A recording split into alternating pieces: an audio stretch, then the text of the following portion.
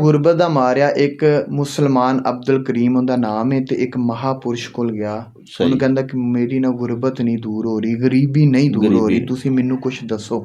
ਸਹੀ ਉਸ ਮਹਾਪੁਰਸ਼ ਨੇ ਸੁਖਮਨੀ ਸਾਹਿਬ ਦੀਆਂ ਕਿਹੜੀਆਂ ਪੰਕਤੀਆਂ ਉਹਨੂੰ ਦੱਸੀਆਂ ਜਿੰਦੀ ਵਜ੍ਹਾ ਤੋਂ ਉਹਦੀ ਅੱਛਾ ਗੁਰਬਤ ਦੂਰ ਹੋ ਗਈ।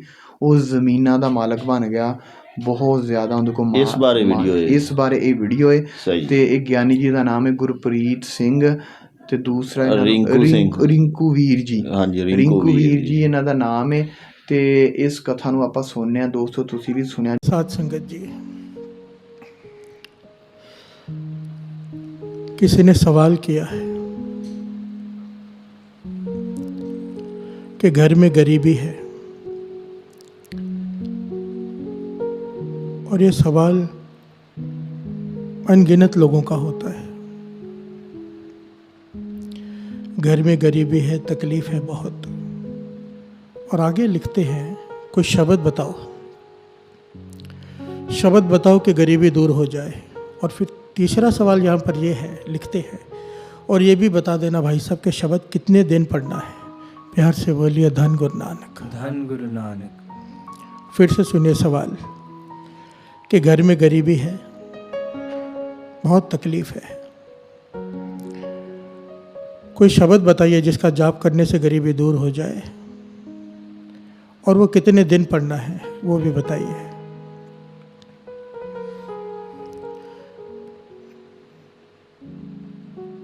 एक्चुअली में ये सारा सवाल ही गलत है साथ संगत जी। इस बात को समझने के लिए इस घटना को समझना पड़ेगा। ये गुरबानी क्या है ना साथ संगत जी, आईना है, आईना। गुरबानी करती क्या है, हमारा चेहरा, जो भीतर का चेहरा है, हमारे आगे लाके खड़ा कर देती है। कई बार हमें अपनी गलती दिखाई नहीं देती, कई बार नहीं, ज़्यादातर हर किसी को अपनी गलती दिखाई नहीं देती। दूसरे की पीठ दिखाई देती है, अपनी पीठ दिखाई नहीं देती।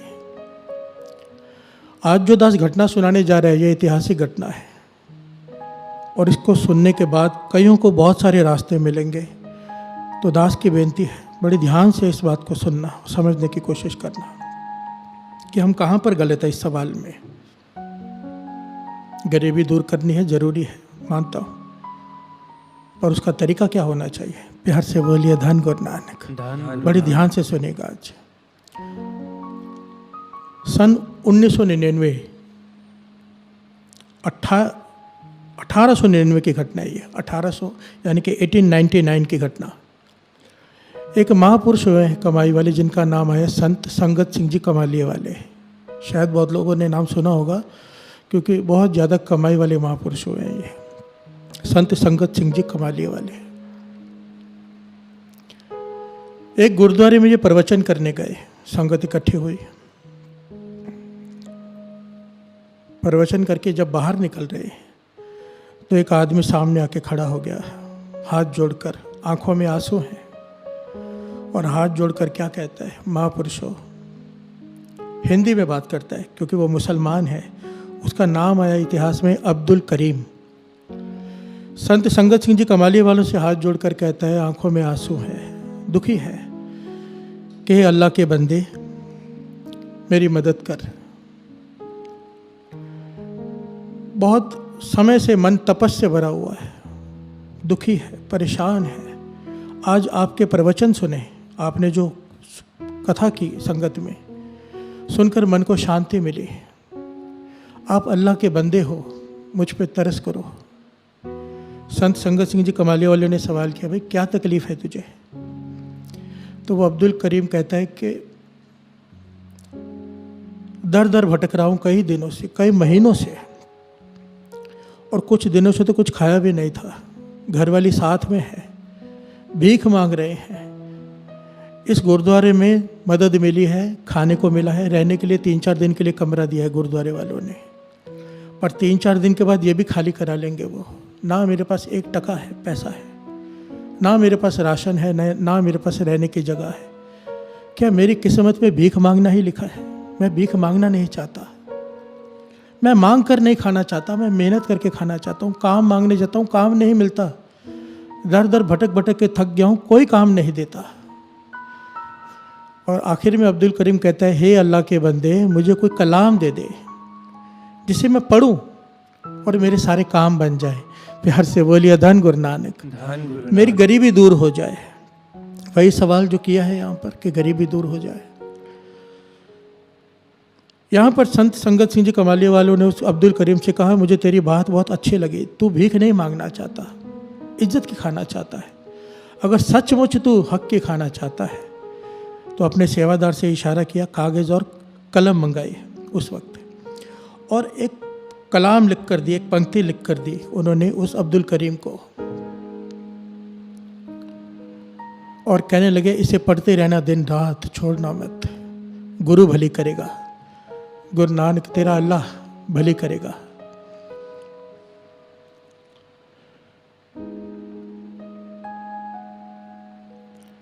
यहाँ पर संत संगत सिंह जी कमाले वाले ने अब्दुल करीम से एक बात कही थी, तू हक की खाना चाहता है, मांग कर नहीं खाना चाहता है, तेरी सोच नेक है, इसलिए तुझे कलाम दे रहे हैं, दिन रात पढ़ना, छोड़ना मत। और ये कलाम देकर वो चले गए। ये अब्दुल करीम उस कलाम को लेकर दिन रात पढ़ने लगा, दिन और रात साथ संगत जी, एक कर दिया उसने। 2 दिन बीते, 3 दिन बीते, 4 दिन बीते, वो पंक्तियां पढ़ते जा रहे हैं जो संत संगत सिंह जी कमाली वाले लिख कर दे गए। 4था दिन हो गया, फिक्र में बैठा है, पढ़ भी रहा है और फिक्र भी है कि आज गुरुद्वारे वाले कहेंगे कमरा खाली करो, कहाँ जाऊंगा। तो वहां पर एक इतिहास में लिखा है कि सूबेदार आया, फौजी सूबेदार, रोज गुरुद्वारे माथा टेकने आता था। उसने देखा भी ये बैठा होता है यहाँ पर 4 दिनों से। फौजी सूबेदार ने उसे अपने पास बुलाया, कहने लगे 4 दिनों से तुम्हें देख रहा हूँ यहाँ बैठे हुए, कौन हो तुम, कहाँ से आए हो। तो उसने अपनी सारी हालत बयां की। तो फौजी सूबेदार कहने लगा मेरे पास काम करोगे। प्यार से बोलिए धन गुरु नानक। धन गुरु नानक। कहने लगा मेरे पास बहुत सारी ज़मीनें हैं, बहुत सारी, और बहुत सारे मजदूर वहाँ पे काम करते हैं, मुझे वहाँ पे एक कामा चाहिए। कामा कहते हैं साथ संगत जी ए टाइप ऑफ मैनेजर, जो मजदूरों के ऊपर नज़र रखे, उनसे काम ले, उसे कहते हैं, पुराने ज़माने में उसे कामा कहते थे, जो काम करने वाले के ऊपर ध्यान रखे। तो इस फौजी सूबेदार कहता है कि मेरे पास काम करो, मैं तुम्हें रहने के लिए घर भी दूंगा, 60 रुपये तनख्वाह भी दूंगा, तो मेरे पास काम करोगे। ये अब्दुल करीम, इसकी आंखों में आंसू आ गए, समझ गया कि जो कलाम मुझे दी थी इसने अपना असर दिखाना शुरू कर दिया। क्योंकि दर दर भटक भटक कर मैं काम मांगता रहा हूँ, 20 रुपये तनख्वाह पे भी किसी ने नहीं रखा, और ये 60 रुपये आकर मुझे काम दे रहा है, 60 रुपये तनख्वाह भी दे रहा है, रहने के लिए घर भी दे रहा है। इसका विश्वास बढ़ गया उस कलाम के ऊपर, उन पंक्तियों के ऊपर। फौजी सूबेदार ने पूछा तेरे होंठ क्यों कांप रहे, तू घबरा क्यों रहा है। तब इस अब्दुल करीम ने कहा मैं घबरा नहीं रहा, मेरे होंठ कांप नहीं रहे, जो अल्लाह के बंदों ने मुझे कलाम दी थी मैं वो पढ़ रहा हूँ। प्यार से बोलिए धन गुरु नानक। वो मैं पढ़ता ही रहता हूँ, आप मुझसे बात भी कर रहे हैं, मैं आपसे बात कर रहा हूँ तो भी पढ़ते जा रहा हूँ। उन्होंने कहा था दिन रात पढ़ना। प्यार से बोलिए धन गुरु नानक। धन गुरु नानक। धन गुरु नानक। धन गुरु नानक। और फौजी सूबेदार ने इसे घर दे दिया, कमरा दे दिया, ये खेतों में रखवाली करता है, पर इसने वो पंक्तियां नहीं छोड़ी साथ संगत जी, वो कलाम नहीं छोड़ी। ये नहीं किया दात प्यारी विसरिया दातारा, काम मिल गया, घर मिल गया, काम हो गया और वो पंक्तियां छोड़ दे, नहीं, इसने नहीं छोड़ी। प्यार से बोलिए धन गुरु नानक। ये दास यहाँ पर बार बार इसलिए कह रहा है क्योंकि मेरे पास भी बहुत सारे लोग आते हैं, मैं कोई संत महापुरुष नहीं हूँ, पर वो समझते हैं कि ये कुछ कहेंगे और हो जाएगा। मेरे पास आते हैं कि ये तकलीफ़ है, वो तकलीफ़ है, कोई नाम दो, गुरु की कृपा से किसी महापुरुष से जब कुछ लेके देते हैं, बताते हैं, तो दूसरा सवाल होता है जो इनका भी था, जिन्होंने सवाल किया है कि कितने दिन जपना है, हम कहाँ पर खड़े हैं, ये विचार करने वाली बात है। ध्यान देना दास क्या कह रहा है। जैसे ही हमें कोई नेम देता है किसी काम के लिए, हम दूसरा सवाल ये पूछते हैं कि कितने दिन करना है, मतलब काम हो गया तो गुरु अपने घर, हम अपने घर, कितने दिन करना है। ये तो हमारी सोच है कि काम हो जाए एक बार, फिर नित्यनेम भी छोड़ के बैठ जाएं, फिर नाम जपना भी छोड़कर बैठ जाएं। यहाँ पर बाबा नंद सिंह जी घटना समझाया करते थे हम जैसे मूर्खों को समझाने के लिए। कहते थे कि राजा का दरबार, महल, राजा महल, राज का महल राजा का, वो रोज़ सुबह उठ के जब अपनी बालकनी में आता है महल के, तो देखते हैं नीचे एक औरत झाड़ू मार रही है। महल के बाहर झाड़ू मारती है, वो औरत का वो काम है। राजा के मन में एक दिन ख्याल आया, मैं जवान हो गया हूँ उसे देखते देखते, ये बुजुर्ग होने को आई है ये औरत। बचपन से झाड़ू मारते देखते आ रहा हूँ इसे, बहुत मेहनत की, बहुत सेवा की इसने राजमहल की, अब इसे आराम करने देना चाहिए। तो राजा ने क्या किया, एक बहुत कीमती हीरा, लाल जिसे कहते हैं, जहाँ कूड़ा होता है ना, जहाँ से वो सफाई करती थी, वहाँ पर रात को रख दिया कि जब सुबह ये सफाई करने आए तो उस औरत को वो हीरा मिल जाए, लाल मिल जाए। वही हुआ, सुबह हुई, औरत वो झाड़ू मारने लगी, कचरा साफ करते करते उसे वो हीरा मिल गया। हैरान हो गई, पर उसे ईमानदार थी तो राजा के पास पहुंच गई कि राजमहल के बाहर ये हीरा मिला है, ये किसी आम आदमी का तो हो नहीं सकता, आपका ही होगा, राजमहल से किसी ने बाहर फेंक दिया होगा गलती से। तो राजा इसकी ईमानदारी पे खुश हो गया, कहने लगा नहीं, अगर तुम्हें मिला है तो तुम ही रख लो, तुम्हें मिला है तुम ही रख लो, तुम्हारी ईमानदारी पर खुश होकर मैं तुम्हें ये इनाम दे देता हूँ। औरत खुश होकर राजा को सलाम करके चली गई। राजा भी खुश हो गया कि उसका काम हो गया, कि औरत को अब हीरा मिल गया है, अब इसे झाड़ू नहीं मारना पड़ेगा, सारी ज़िंदगी मेहनत नहीं करनी पड़ेगी, क्योंकि हीरा बेच के इतनी दौलत मिल जाएगी कि बैठकर सारा जीवन जो आराम से खा सकते हैं। पर राजा की हैरानी की हद न रही, जब सुबह दूसरे दिन उठा तो वो औरत फिर से झाड़ू मार रही है। प्यार से बोलिए धन गुरु नानक, धन गुरु नानक, धन गुरु नानक, धन गुरु नानक। अब राजा ने उस औरत को अपने पास बुलाया, बस तेरे पास तो बेशकीमती हीरा है, अब क्यों झाड़ू मार रही है? तो उस औरत ने जो जवाब दिया वो हमारे लिए कीमती है, ज्ञान देने वाली बात है, जो बाबा नंद सिंह जी हमें समझाते थे। बाबा नंद सिंह ये घटना सुनाते हुए कहते उस औरत ने जवाब दिया कि जिस झाड़ू ने मुझे ये हीरा दिलवाया है, जिस सेवा ने, मेरे जिस काम ने मुझे हीरा दिलवाया, इस बेशकीमती हीरा जहाँ से मुझे मिला, वो काम मैं कैसे छोड़ दूँ? प्यार से बोलिए धन गुरु नानक, धन गुरु नानक। बाबा नंद सिंह जी से संग किसी ने सवाल किया था, आपको तो परतख गुरु नानक के दर्शन हो गए, परतख, रोज भोजन खिलाते हो गुरु नानक को, फिर अब पूरा दिन बैठकर नाम क्यों जपते हो? माला फेरते थे बाबा जी कितने घंटे बैठकर, पूरा पूरा दिन नाम जपने में बीतता था बाबा नंद सिंह जी का। तो सवाल किया, अब क्यों जप रहे हो? जपना तो इसलिए है ना कि गुरु नानक को पाना है, जब गुरु नानक को पा लिया फिर क्यों जपते हो, फिर इतनी मेहनत क्यों? तब बाबा नंद सिंह जी ने यहाँ पर 2 जवाब दिए थे साथ संगत जी। कहते थे पहली बात तो ये, क्योंकि अब जपने में रस आने लगा है। प्यार से बोलिए धन गुरु नानक, धन गुरु नानक। हम इसलिए नहीं जपते कि मेहनत करनी है, हमें आनंद आता है। इसलिए बाबा नंद सिंह जी का नाम ना किताब के ऊपर पता क्या लिखा होता है, नाम दे रसिए बाबा नंद सिंह जी, नाम के रसिए, नाम जपने वाला नहीं, नाम के अभ्यासी नहीं, नाम के रसिए, जो नाम का रस लेते हैं।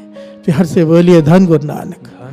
दूसरा जवाब बाबा नंद सिंह जी ने यही दिया जो उस औरत ने दिया, कि जिस मूल मंत्र ने गुरु नानक को मिलाया, उस मूल मंत्र को कैसे छोड़ दे? प्यार से बोलिए धन गुरु नानक, धन गुरु नानक। जिस नाम ने गुरु नानक के दर्शन करा दिए पर तक, उस नाम को कैसे छोड़ दो? और हमारा सवाल होता है कि कितने दिन करना है, यानी कि इतने दिन करके हमारा काम हो जाए, फिर हम नाम जपना छोड़ दें उतने दिन के बाद। प्यार से बोलिए धन गुरु नानक। मन में ये ज्ञान नहीं कि जिस नाम से अगर गरीबी दूर हो सकती है, उस नाम को पकड़ लेंगे तो क्या क्या मिलेगा। विचार ये होना चाहिए। यहाँ पर अब्दुल करीम, अब आगे की घटना सुनिए कितनी कमाल की है। इस घटना से बहुत सारी शिक्षाएं मिलती है साथ संगत जी। ये अब्दुल करीम वो पंक्तियां पढ़ते जा रहा है, पढ़ते जा रहा है, पढ़ते जा रहा है। मजदूर खेतों में काम कर रहे हैं, ये खेतों में घूमते जा रहा है, ध्यान दे रहे हैं, पर पंक्तियां पढ़ते जा रहा है दिन रात। हुआ क्या? उन पंक्तियों की बदौलत, उस नाम की बदौलत, उस कलाम की बदौलत खेतों में फसल जो होती थी जितनी हर साल, उससे दुगनी हुई। ये इतिहास में लिखा है। अब यहाँ पर भी ठहर कर विचार करने वाली बात है। वाणी 1000 जगह पर प्रमाणित करती है, जहाँ पर नाम आ जाए वहाँ पर ऐसी कौन सी चीज़ है जो ना आए, कौन सा सुख है जो ना हो। नाम के पीछे सारे सुख चले आते हैं, पर हमें विश्वास नहीं, कमी हमारे विश्वास में है। दुकान पर बैठे हैं चिंता में कि कोई ग्राहक नहीं आ रहा, अगर चिंतन करने लग जाए उसी गल्ले पर बैठकर, चिंता छोड़ के नाम जपने लग जाएं तो क्यों कृपा नहीं होगी? प्यार से बोलिए धन गुरु नानक। वो अब्दुल करीम खेतों में घूमते जा रहा है, फसल दुगनी हो गई। जब सूबेदार आया उसने फसल देख के हैरान हो गया कि इतने सालों से जितनी फसल हो रही थी उससे दुगनी हो गई, और नया काम तो एक ही किया है कि इस अब्दुल करीम को काम पे रखा है। वो फौजी सूबेदार इतना प्रसन्न हो गया, पहले तो उसने उसकी तनख्वाह 60 रुपये से 70 रुपये कर दी। फिर इतिहास में लिखा है कुछ सालों बाद उसने वो ज़मीन उसे ठेके पे दे दी, भाई तू ठेके पे ले ले। और करते करते करते अब्दुल करीम उन ज़मीनों का मालिक बन गया। इतनी इज्जत हो गई उसके गांव में कि उसे गांव का मुखिया बना दिया गया, जिस गांव में वो काम करता था। प्यार से बोलिए धन गुरु नानक। धन गुरु नानक। ये क्यों हुआ? उसने वो पंक्तियाँ नहीं छोड़ी। और पंक्तियाँ कौन सी थी साथ संगत जी? कौन सी? मान होना चाहिए जो गुरु ने हम पर कृपा की है। जो आप 3 बजे से 4:30, 3:15 से 4:30 जो पाठ में बैठते हो, पंक्तियाँ कौन सी थी? प्रभ कै सिमरन रिद सिद्ध नौ निध, प्रभ कै सिमरन रिद सिद्ध नौ निध। ये पंक्तियाँ लिख कर दी थी संत संगत सिंह जी कमालिया वालों ने उस अब्दुल करीम को। प्रभ कै सिमरन रिद सिद्ध नौ निध, ये पंक्तियां पढ़ते जा रहा है। इसका भाव क्या है? जो प्रभु का सिमरन करता है, 9 निधियाँ 18 सिद्धियाँ उसके पीछे घूमती हैं, दुनिया के सारे सुख उसके पीछे घूमते हैं। बिहार से बोलिए धन गुरु नानक। अपने आप चलकर उसके पास आते हैं, किसी चीज़ की कमी नहीं रहती। ये पंक्तियां पढ़ते जा रहे हैं क्योंकि उसने सवाल किया था, गरीबी बहुत है। ਜਾਂ ਇਸ ਵੀਡੀਓ ਦੇ ਵਿੱਚ ਆਪਾਂ ਜਿਹੜੀ ਚੀਜ਼ ਸਮਝੀ ਨਾ ਉਹ ਇਹ ਵੇ ਕਿ ਪ੍ਰਭੂ ਦਾ ਸਿਮਰਨ ਕਰਨ ਨਾਲ, ਖੁਦਾ ਦਾ ਨਾਮ ਜਪਣ ਦੇ ਨਾਲ ਸਾਰੇ ਦੁੱਖ ਤਕਲੀਫਾਂ ਗੁਰਬਤ ਖਤਮ ਹੁੰਦੀ ਹੈ। ਹਾਂਜੀ। ਦੂਸਰਾ ਇਹ ਕਿ ਜਿਹੜੀਆਂ ਪੰਕਤੀਆਂ ਉਹਨਾਂ ਨੇ ਲਿਖ ਕੇ ਦਿੱਤੀਆਂ ਸੁਖਮਨੀ ਸਾਹਿਬ ਦੀ ਪੰਕਤੀ ਹੈ, ਠੀਕ ਹੈ।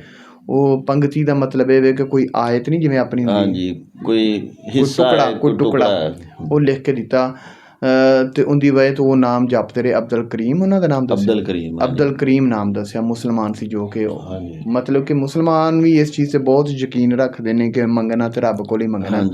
ਤੇ ਰੱਬ ਨੇ ਖੁਦ ਇਹ ਕਿਹਾ ਕਿ ਅਗਰ ਤੁਸੀਂ ਮੇਰੇ ਕੋਲ ਮੰਗੋਗੇ ਤੇ ਮੈਂ ਤੁਹਾਨੂੰ ਜ਼ਿਆਦਾ ਦਾਂਗਾ, ਤੇ ਅਗਰ ਮੇਰਾ ਸ਼ੁਕਰ ਕਰੋਗੇ ਤੇ ਮੈਂ ਹੋਰ ਜ਼ਿਆਦਾ ਦਾਂਗਾ।